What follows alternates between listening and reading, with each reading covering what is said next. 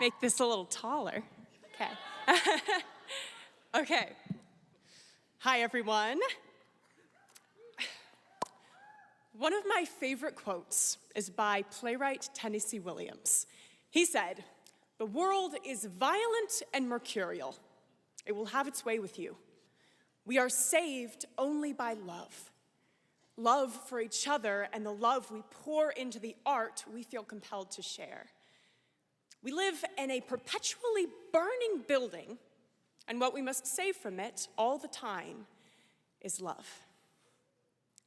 I want to tell you a little story. When I was 5, my cat brought my family the gift of a gutted lizard. I buried it in a cardboard jewelry box in the fern patch by my front door, watered the soil with tears, and conducted a memorial service that my whole family attended. In preschool, while my classmates were taking turns on the tire swing, I was belly down on the sidewalk, clothes permanently caked with mud, tending to injured earthworms who had been ruthlessly torn in half by rampaging toddlers. That same year, my class incubated 4 chick eggs. 3 of the chicks were born healthy, fluffy, and yellow, but one of the chicks had a birth defect that left her frail, featherless, and pink. I could see from my teacher's eyes that she wasn't going to make it. When my class was voting on names for her, I suggested Rosie, but majority ruled and the name Chicken Nugget was chosen instead. Right? I know. To say I was horrified by that name would be an understatement. She would always be Rosie to me. And when she died a few days later, I invited my family to a memorial at our Fern Patch graveyard, put a popsicle stick cross in her honor so that she wouldn't be forgotten. Now, I don't know if anyone else found preschool to be emotionally exhausting, but I surely did. Those 2.5 hours, 3 days a week with a snack and a nap in the middle were tough. And I started to wonder, is there something wrong with me? Perhaps. But the good news is, at age 12, I found my people here at OSHA. And artists aren't scared of big emotions. When I look back at my 6th grade OSHA audition tape, I am struck by just how bad it is. And, I'm not just talking about the leprechaun voice and nervous swaying, but also the shaky lighting from my dad holding an industrial work light the size of a 3rd grader over his head, and my dog Bailey jumping into every shot. The idea of a tripod hadn't yet come into my mind yet, but that would come during the pandemic. Despite all that, 11-year-old me had no doubt that her audition was OSHA-worthy. Teddy Roosevelt wisely said, "It is not the critic who counts. The credit belongs to the man who is actually in the arena, whose face is marred by dust and sweat and blood. And if he fails, at least he fails while daring greatly." Every single person in this room today knows the feeling of daring greatly. We artists don't just step into the arena from time to time. We live in it, 24/7, armor-free.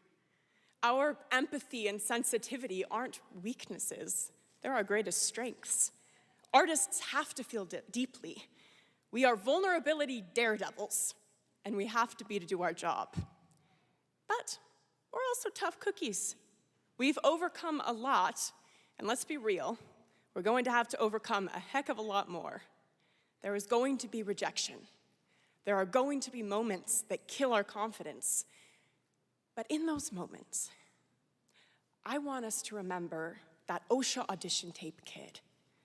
We have to channel that 11-year-old who fully and unabashedly committed to the bit, who didn't care what anyone else thought because we loved what we were doing and because we weren't afraid to try. That little kid is still there. That little kid will always be there. Mr. Rogers said, yes, Mr. Rogers.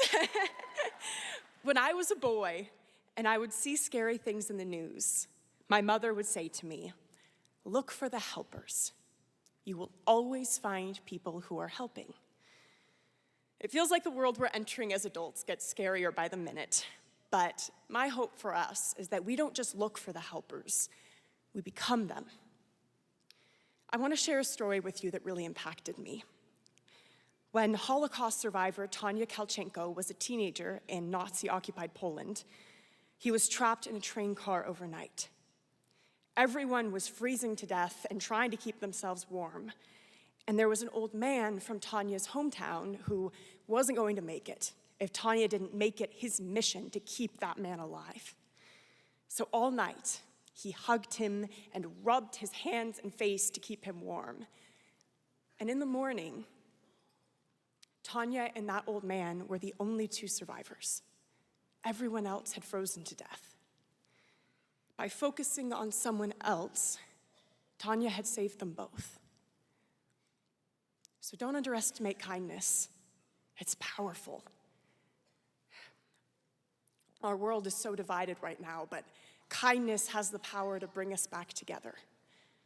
So on that note, I want to share with you a poem I wrote called Ode to the Kind Ones. Hint, you guys are the kind ones. Okay. I like to think that everyone is born a tapestry, plain and simple, an empty canvas ready to be filled.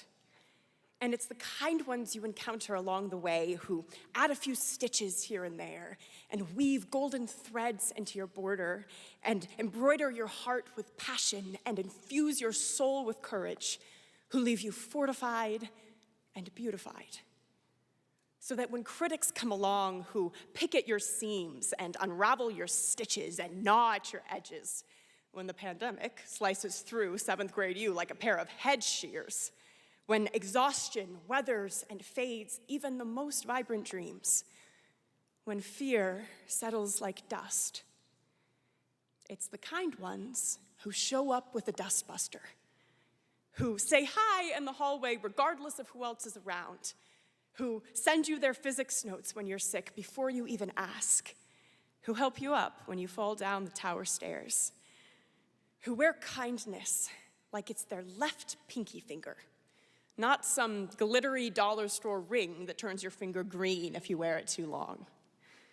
It's the kind ones who come with a needle and thread, who make time for us during office hours, who give us extensions during Tech Week, and who dress up with us as American Girl dolls on Halloween.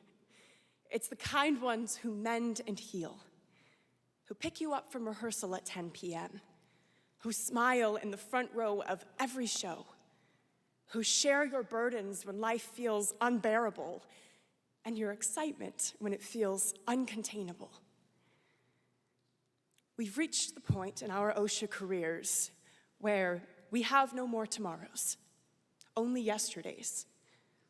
Over 6 years, as my number of tomorrows dwindled from 1,000 to 100 to 10 to 1, I've watched each graduating class wish they never had to go.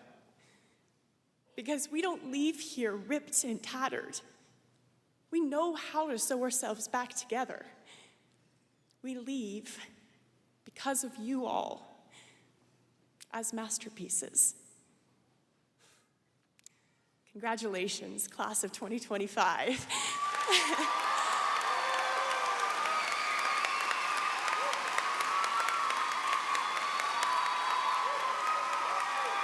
It has been an honor to grow up by your side. Thank you, everyone.